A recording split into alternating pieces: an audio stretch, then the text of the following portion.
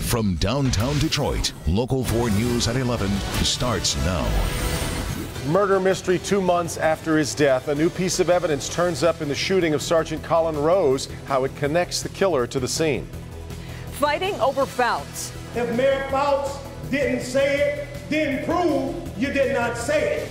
Warren residents turn out by the numbers to denounce and defend the embattled mayor. Mayor Fouts has been the best thing that's happened to this city. Period. Passionate pleas tonight from both sides of the aisle. Thanks for being with us for the news at 11. This all stems from audio recordings allegedly of Jim Fouts making controversial comments about African Americans, women, and people with disabilities. Fouts has denied that it's his voice. Some people believe him, others say prove it. Jason Colthorpe live from Warren tonight, and things got very spirited this evening, to say the least, Jason. Oh, very much so, Devin, and that was because the public comment was very heated, and it, by the way, just ended. However, let me just take you inside. This meeting still going on here. What you're looking at right now is Warren City Council now finally discussing the Fouts matter. It's just been introduced that he'd take a lie detector test. Council is discussing that right now. Where you're seeing a lot of empty seats, but because it's been a long night earlier, it was full to the brim. And the spirited discussion began outside before the meeting even began. You're afraid of the truth. That's why you won't let me talk. Go ahead. You're afraid of the truth. You pointing the finger, sir? I'm not going to argue. Yeah, with you. I'm pointing the finger at you. You're afraid of the truth. Was you mad you're racist too? You're a racist yourself. How? Heated words before the council meeting started tonight between Councilman Ronald Papandrea and Pastor Mo Hardwick. Running? Why is he running and hiding? Look, what you're saying is not true. That's all I can say. Why would you defend the man who won't defend himself? Because he's the best mayor Warren has ever had with 85% of the vote. Inside, many people took to the podium to call for Mayor Jim Fouts' resignation, and many, though, supported him, all while there was no sign of the mayor. Just step down. It's time. Just step down. He's already been charged and guilty, but the man's not guilty. Activist Elaine Zemke says she saw the mayor's true colors 16 years ago. He said to me, you are not going to bring those people like Ferndale and Royal Oak to my city. And I said, talk to the hand. I have 2 relatives that are LGBT. But the majority of Fouts supporters tonight firmly believe those tapes are phony. The evidence of what he has done while he has served in office contradicts everything that has been said in these phony recordings. Again, back here looking live at the Warren City Council meeting as council members discuss the Mayor Jim Fouts situation. Ron Papandrea, councilman, just made the point that a lie detector test would not prove anything or disprove anything because it's not admissible. He has gone on to make the point, both with me and he is doing it right now, that there is software out there that can create an impression of someone's voice that can put all of these sentences and words together, and he claims, and as well do as many of Fouts supporters tonight, that is the reason behind those tapes. There's obviously a lot still going on here, and we're going to follow it after we finish this report. We're in Warren tonight. Jason Colthorpe, Local 4. Jason, any word on where Mayor Fouts was tonight? No, none. He was not here, never showed up here, although there was plenty of security here. And at one point, it was interesting when I was talking to Papandrea outside, he did mention, as he defended Mayor Fouts, that the employee who made these recordings, he said a couple of times that he secretly did make recordings, so he's admitting that, but he also says he's doctored them later. So there's some admission there. There's a lot of inconsistencies we're trying to get to the bottom of, Kim. Well, the mayor even put on his Facebook page that he's, has gotten death threats and things of that nature, so he's probably just laying low for a while. I mean, who knows? But you can't deny that people support him. Jason, we appreciate you. Yeah, there was kind of a hint that he might show up here tonight for a little while, for at least a brief period of time, but it never materialized. Never happened. Yep. Okay, Jason, we know you'll keep us posted. Thank you. Breaking news just in from Bloomfield Township, where eastbound Square Lake Road has been closed for a couple of hours because of a serious crash. It happened about 9:15 on East Square Lake near Rambling Way. That's just east of Franklin Road. There's no word yet on injuries or when that road will reopen. We'll, of course, update the story on ClickOnDetroit.com and Local 4 News Today as soon as we get more information. Devin? This flashlight could shed new light on the investigation into the death of Sergeant Colin Rose. Detroit police releasing this new key piece of evidence tonight with the hopes that it helps find his killer. Jermont Terry has the latest developments. Jermont? It's been 2 months since someone murdered Sergeant Rose, and the Wayne State campus, along with the surrounding community, are hoping that this new information will be just what's needed to find the gunman. He served the Wayne State campus proudly. Sergeant Colin Rose gunned down the week of Thanksgiving. It's a new semester on campus, and Detroit police hope new evidence will lead to the cop killer. I just feel so bad that they haven't got the person yet. Students and staff on campus reacting to images of a bicycle and flashlight, items police believe the shooter used that night when Rose was shot while on patrol back on November 22nd, just off campus on Lincoln near Selden. While it's small evidence, investigators hope it will be key. Well, it's a start. They have to start somewhere, and those leads can take somewhere. Those on campus are optimistic detectives will find whoever is responsible for taking this officer's life. I think the person is around and I think they have the stuff they can use to find him. And as this new evidence is released, the Wayne State community wants this case solved for Sergeant Rose's family. I'm sure it's very emotional. Went down. Want to find out who did it. Of course, if you know anything about Sergeant Rose's murder, you are urged to contact Detroit Police. From Wayne State's campus, Jermont Terry, Local 4. Jermont. An autopsy was done today on a 38-year-old Commerce Township woman who was killed. Her husband is in police custody tonight. Deputies were called to a home on Applebrook Drive last night by a 10-year-old boy who said his father had a knife. Police say when the husband opened the door, he told them his wife was dead. He's in the hospital with self-inflicted injuries, but is in stable condition. The 3 children weren't harmed and are staying with relatives. Motor City took center stage in Washington this morning as President Trump and the CEOs of Detroit's Big Three had breakfast together. The focus, bringing more automotive jobs to the U.S. The president told the CEOs he wants to ease government regulations, reduce taxes, and simplify things. We're going to make the process much more simple for the auto companies and for everybody else that wants to do business in the United States. I think you're going to find us to be from very inhospitable to extremely hospitable. I think we'll go down as one of the most friendly countries.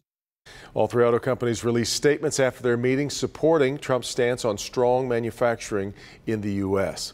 The president continues his busy first few days in office. Tomorrow, he's expected to begin rolling out executive actions on immigration, starting with plans for building a wall along the U.S.-Mexico border. Later in the week, he's expected to announce plans for restricting refugees' entry into the U.S.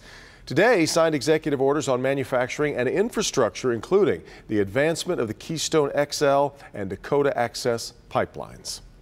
Flint's Mayor Karen Weaver says there's plenty of work to do, but after 3 years, a new report says the water is safe to drink. The Michigan Department of Environmental Quality says the lead contamination levels have reached their lowest point since April of 2014, when the city switched water sources. But the contaminated pipes are still being replaced, and spikes in lead levels could still happen, so residents still should use their filters and bottled water.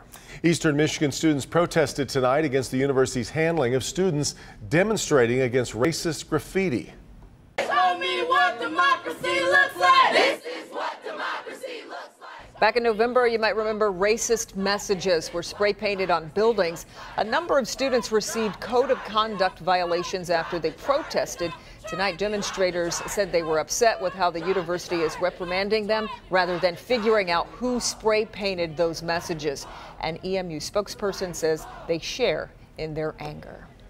The movie Hidden Figures has 3 Oscar nominations, including one for Best Picture. If you haven't heard about it, set in the 1960s, telling the true story of 3 black women who played key roles in NASA missions, including Apollo 11's flight to the moon. But the film was adapted from the best-selling book written by Margot Lee Shetterly, whose father worked for NASA, and earlier this evening she spoke at the University of Michigan.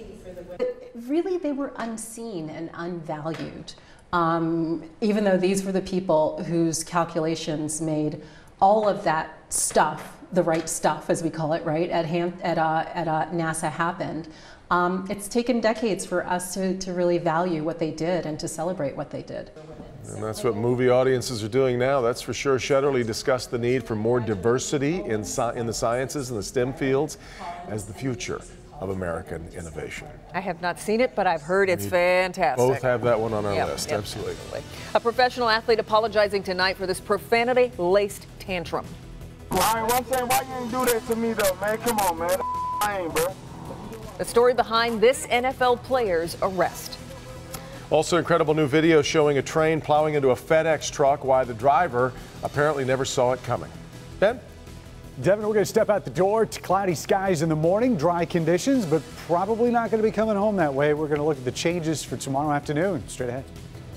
All these children are headed to court. Teaching them about the law, our rights. It's a field trip unlike any other. The different things you can get a different punishment for.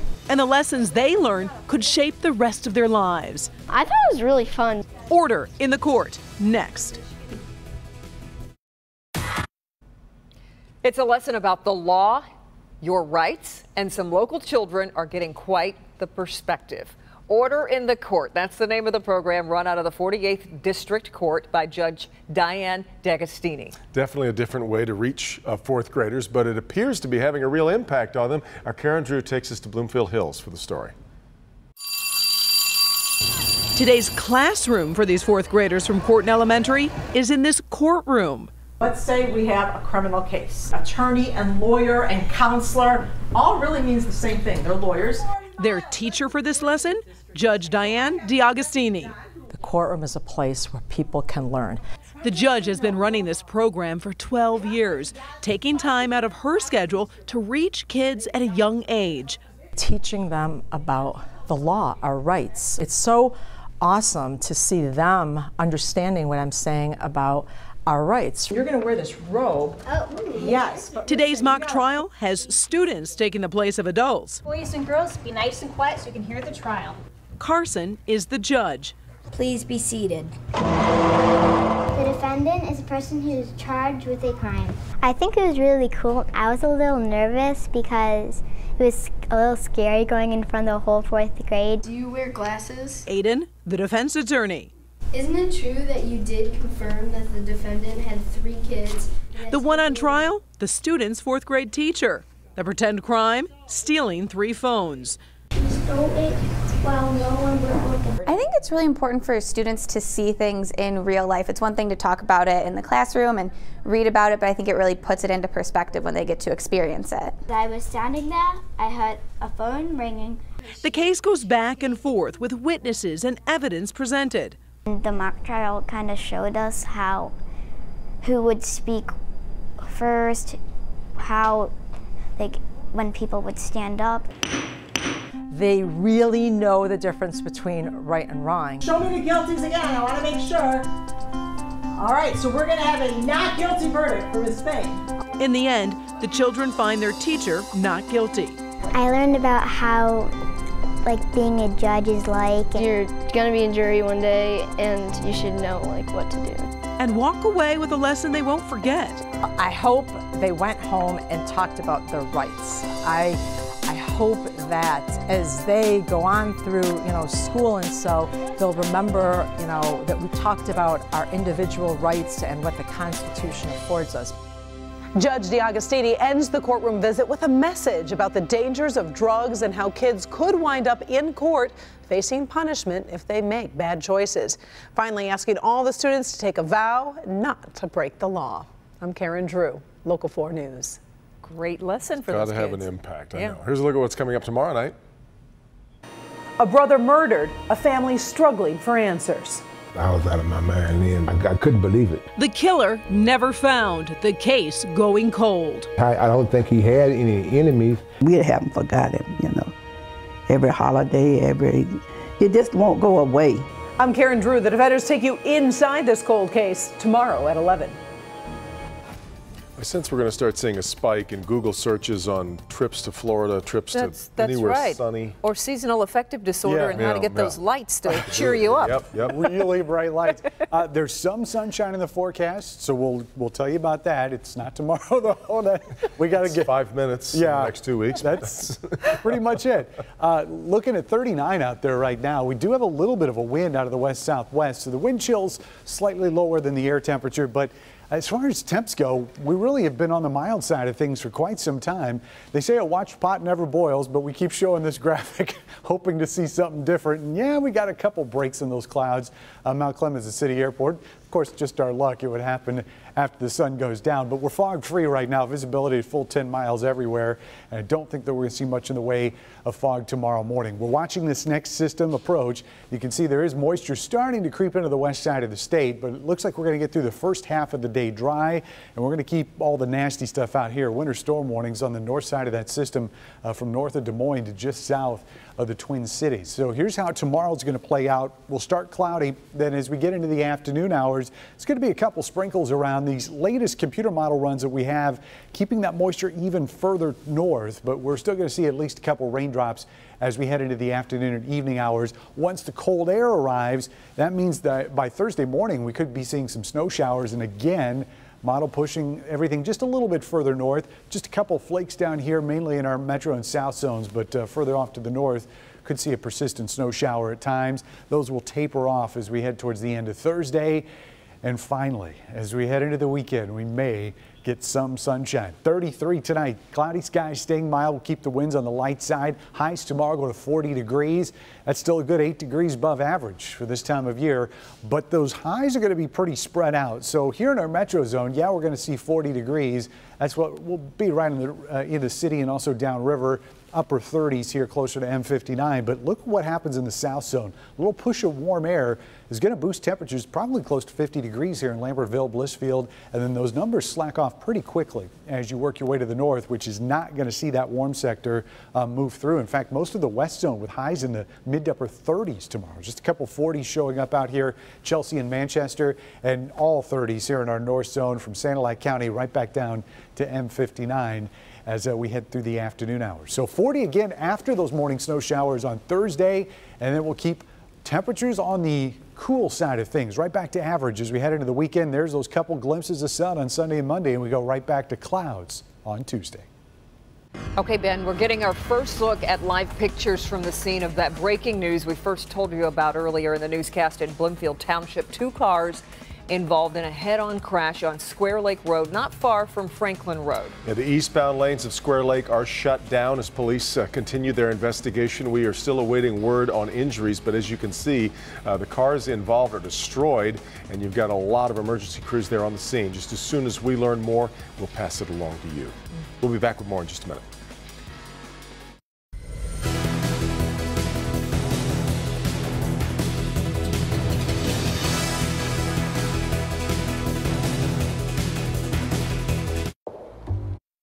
A FedEx semi-truck is split in 2 when a train slams into it in Utah. This is a police officer's dash cam video that caught the moment the train crashed through the truck, just missing the cab. The crossing arms were not down, and the lights weren't flashing because snow and ice caused them to malfunction. But through all of this, no one was hurt.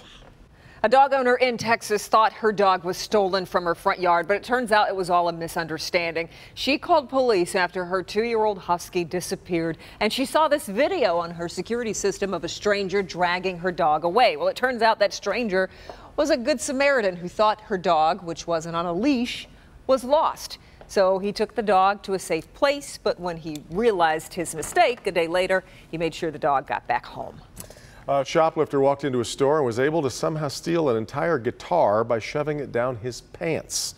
He walked into the Guitar Center last week in Fort Worth, Texas, wandered around the aisles, ducked behind a display rack, and the man is seen, is that a guitar in your pants? Covering it with his jacket and casually then walking out of the store. It's a sunburst Fender worth about $1,700.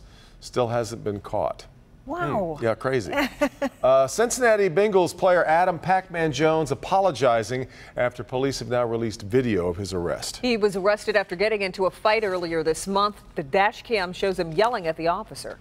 I so I'm locked up for then. Because of your behavior when I was investigating. Man, come on, man. Police say Jones told the cop he hoped he dies. He allegedly spit on a nurse at the jail. Jones says he's embarrassed of his actions. He's facing assault and disorderly conduct charges.